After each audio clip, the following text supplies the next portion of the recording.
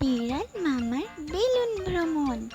বিড়াল মামা স্বপ্ন দেখে উড়বে আকাশে ভেসে, রঙিন বেলুন বাঁধলো গায়ে, তাই তো হেসে হেসে। সবাই বলে মামা পড়ে যেও না কবু, মামা বলে যদিও পড়ে বিড়াল আমি তবু। বেলুন চড়ে উড়ল মামা পাখির পাশে পাশে, হঠাৎ একখানা ফেটে গেল পিস করে তাসে।